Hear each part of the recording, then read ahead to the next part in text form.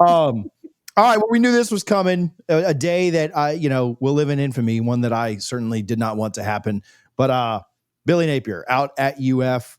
Cole, being our resident SEC guy, I'll let you take it on over. Yeah, the writing was on the wall. It didn't matter if they won or lost yesterday to Mississippi State. I texted a buddy and he had told me that they had already had the conversation with the Board of Regents that they were going to move off of Billy Napier going into the bye week. And largely that was because they did not want to see a second half surge where they rally around the coach and things start to get a little bit better. And maybe we see an 8-4 season and maybe we see even a late run to where they're a top 25 team, and they're delaying the inevitable of knowing that the culture needs to change. Billy Napier finished his tenure at Florida with the 22-23 record overall.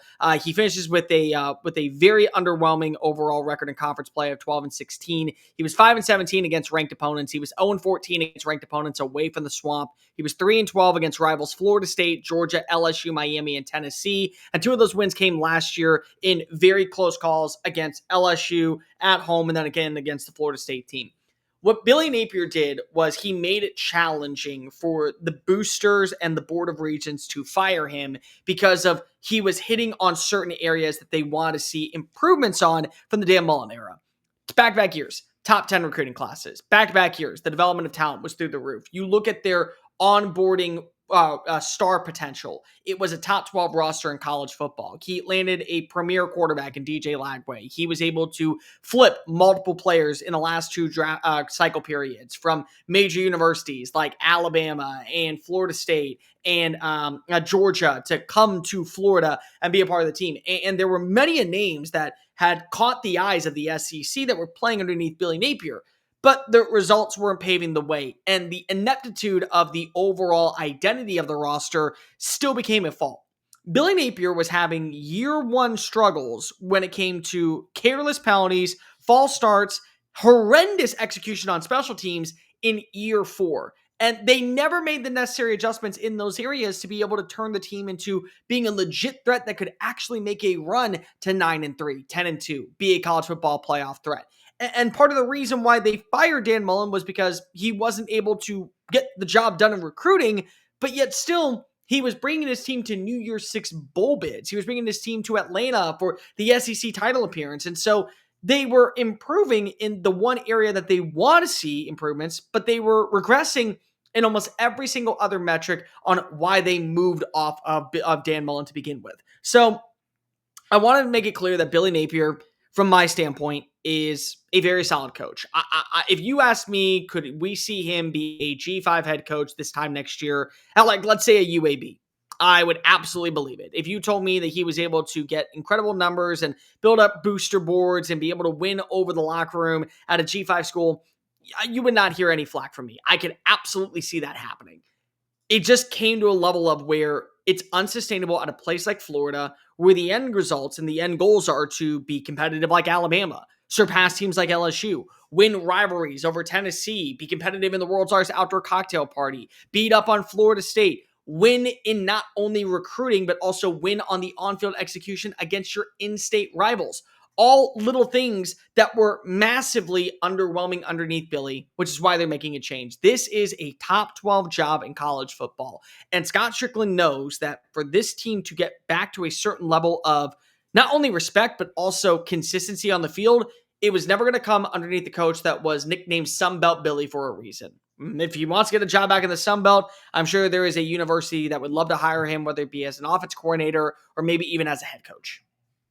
Hey, thank you so much for watching. Just want to quickly give some love to our friends over at Sleeper. Make sure that you have the Sleeper app downloaded. On Wednesday, we will play the More or Less game on the Power 2 Live. Hopefully, you can make some money with us. If you do up to 100% deposit using our code CFA, you will get a 100% match. But if you don't want to deposit, we have a free $20 play for you. You don't need to pay anything. Just get your free $20 play on the Sleeper app. Use our code CFA. The link in the description will auto-populate it. Make some money with us. Check their terms and conditions because terms are used to apply. Now back to the video. Well, I think the thing that impresses me the most about Billy, or the thing that maybe is the most frustrating, like if I take off the hater hat for a minute, he did some things really freaking well. Right. The talent acquisition, the development, the way he ran the program, and honestly, the way that he motivated is insanely good. Like all of that is really good. He out recruited his record every year. Now, let's be fair. Florida's got really good resources too. And you're not winning every recruiting battle just because you're a nice guy. I think he is a very good recruiter, but Florida's got some built-in advantages there too. They do a great job with their collective and the money that they spend. Yes, he utilized that well, right? And so, but the way he motivated his team, and the way that they never quit, never gave up. Man, Florida State quit a lot under Mike Norvell. And I don't ever remember a game where I just looked at Florida and said, they've quit. They've thrown their hands up and quit. They fought like hell, and they really did. I mean, I think his players absolutely loved him. And I think he did a lot of things really, really well at UF. But at the end of the day, like he said in every single press conference, and I know Florida fans got crazy hearing it, it is a results-oriented business. And they just weren't good enough for 60 minutes on a lot of Saturdays. He finishes with a below 500 record at UF over 3.5 years. That's just not good enough. I'd love for Florida to continue to lose games. Of course, it's the rivalry you want. But man, for all the things he did well, when it came to game, it's so weird to me too, because you think you just do all that other stuff well, and the game day is, man, you just go out and finish, right? The game is fun. For some reason, there was some kind of blocker. And hiring had a little bit to do with it, that not hiring an OC. I get all that. But it is weird to me that he could do so many things well, the foundational things of building a program well. And then when game day rolled around, he didn't have it. And that's strange to me. Billy was the epitome of a kid that stayed up all night studying for an exam. And then as soon as he sat down, he forgot everything about what was on the paper. I mean, that's what it felt like, because of you did all the right research. You brought in the right recruits. You landed the right amount of talent. You made some good adjustments when it came to the transfer portal. You didn't miss on a lot of players. You actually were able to see more development when it came to the defensive side, especially this past year. The defense has been one of the reasons why they've been in every game. And yet still, to me, the ultimate downfall for him was the inability to realize my offense needs a spruce. It needs an adjustment. It needs just a little bit of positivity in some capacity, because of it didn't work early last year. We got lucky when we made the quarterback switch last season. We can't afford to have a slow start. And ultimately, the slow start is what cost him his job. What's going to be really interesting is Scott Strickland, much like we look at Florida State, cannot afford to mess up this hire. You can't. This is in my opinion, it is a top 12, if not top 10 job in college football.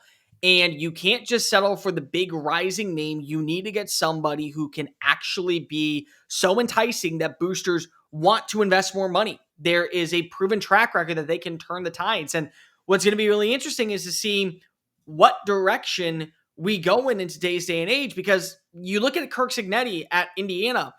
Indiana's not a powerhouse college football program. They never have been. And let's be real, they were coming off of a 3-9 record when they hired him away from James Madison. But you heard rumors that he was going to be wanted down in Gainesville. I can tell you right now, according to people that I spoke to, nobody was worried about him going to Gainesville. But then State College opened on up, and Penn State came. And they said, we're going to put our money where our mouth is, and we're going to invest.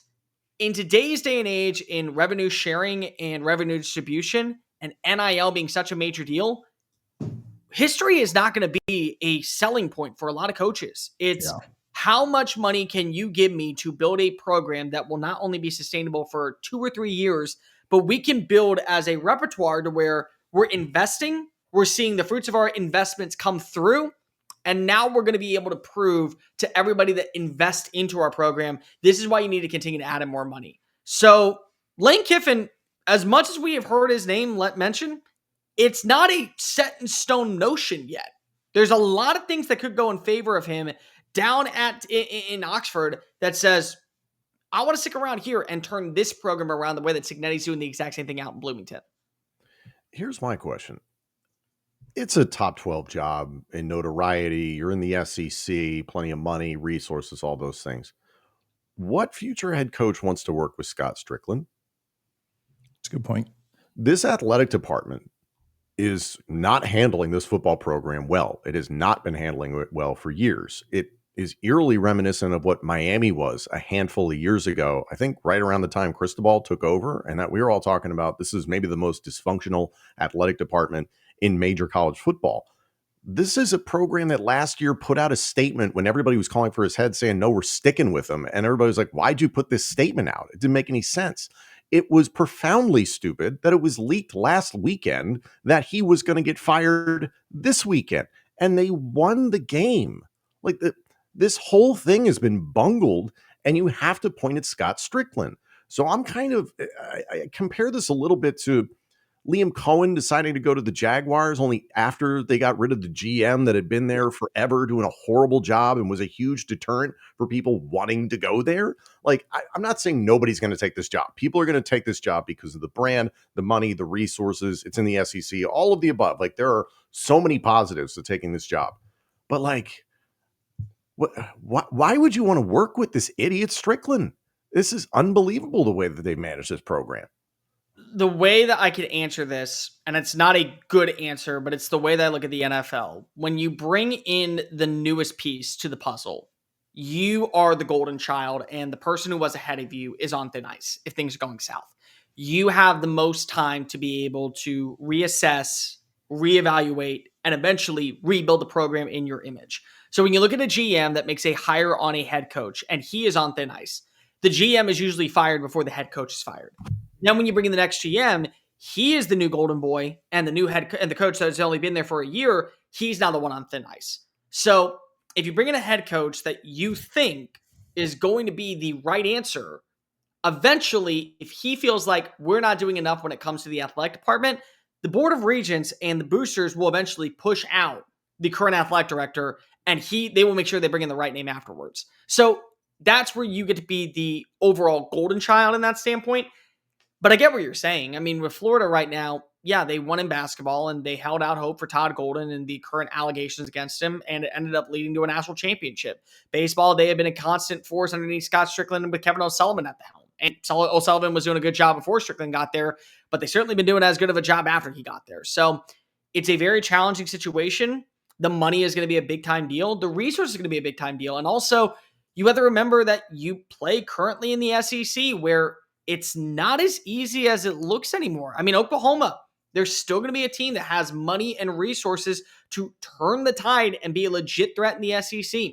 Texas is not going to go away quietly. This may be a down year for them to where they fix a lot of things. You look at Missouri, what they're doing. They have turned into a legitimate threat. Ole Miss has turned into a legitimate threat. Vanderbilt is no longer a walk in the park. Tennessee has come back to reality of being a force. So there's some teams out there to where if you do not give the right head coach the resources, you're setting back Florida even further than what it was when you let go of Dan Mullen, which I vehemently and openly was against Scott Strickland doing. But they want to make change. The change is that you've underperformed on the field when it comes to play execution, but you've done a good job on recruiting. It does not matter if the players end up leaving the program and going elsewhere. And the other thing that's really important, and we can move on after this, if you want to hear some hot board destinations, I'll give them real fast. But the thing that's really important with this is that there are players currently on Florida staff, Dallas Wilson, Jaden Baugh, DJ Lagway, Vernell Brown, multiple offensive linemen, that are going to wait to see who is the next hire as head coach before they decide on their status at Florida. It does not feel like it's going to be a long rebuild if you land the right name and he can convince them all to stay, because the talent is there. Yeah. It was the execution that wasn't. And that's where you have got to make sure you do not mess up on this hire, because if you want to keep as many of those top 10 names possible, and NIL is not enough to go ahead and say they want to stick around in Gainesville, Florida. I want to just get, since we spent 30 minutes on the first two segments and we got 4 to go, and we usually just try and be about an hour. I have a 5:55 flight tomorrow morning. My friends will make fun of me and call that a TJ special. So whenever they leave before like 7 a.m., they'll be like, I got a TJ special tomorrow. So I have a TJ special tomorrow. I know you say it's not a done deal, all this stuff. Cole, right now, lane or the field? I think it's Lane. I do too. I think it's Lane. I do. I think after yesterday. Let me just tell you, I hate it. Not because I think, he could go there and be incredibly successful. I just hate it because their fans are going to have so much fun. It's not even the wins and losses. Like, I've seen Florida win 6 national titles in the 2 major sports, and then baseball and softball too. Whatever. They're a good program. It's more so that they're going to have a lot of fun. And that just really irks me. Can I tell you who would be my first phone call? Is it Eli? No. I'd go get Brent Key from Georgia Tech. That would be my first phone call. Can you pull him though, being an alum? That's the thing, is that like people love to say Dillingham, Key, and Brom. And I just don't know that you're pulling alums from these places. The problem is that when it comes to, so Jeff Brom, if you're a good athletic director, you're making the phone call just because of the guy knows how to develop talent. Like, and offensively, he is a whiz. He doesn't have to say yes, but like, you make the phone call. You make the phone call to Marcus Freeman if you are a good athletic director and make him tell you no. Doesn't mean he's going to tell you yes, but at least you make the phone call. But when it comes to Brent Key, knowing the resources he was dealt when he got there, and also watching as the development of both offensive and defensive lines have made Georgia Tech one of the most complete teams in the ACC, and they're able to win in so many different ways. That to me is what you want to do when it comes to Florida. And sometimes you need to go get a no-nonsense head coach. The name that I would want to 100% go after if he had any more experience would be Fran Brown at Syracuse. But right now, I don't think you could sell a fan base on a coach that is probably going to go 6-6 or 7-5 at best this year at Syracuse and has 2 years of head coaching experience. But that's the type of culture I think that is necessary to win against Kirby Smart, Kalen DeBoer, Lane Kiffin, Eli Drinkowitz. You could throw in, if you want to, maybe Josh Heupel in recruiting assets, because if he knows the lay of the land, he's done an exceptional job in those areas. I just don't think it's a selling point. And this is why I think it's really going to come down to Lane telling them yes or no. It starts and ends with Lane. If he wants the job, he's getting the job. That's what this really is based off of. Tom, Lane or the field? Quickly, and then we'll move on. Lane. Give me Lane. So sorry to the Florida fans that we just jinxed it because we just went 3 for 3 on that. But you had Lane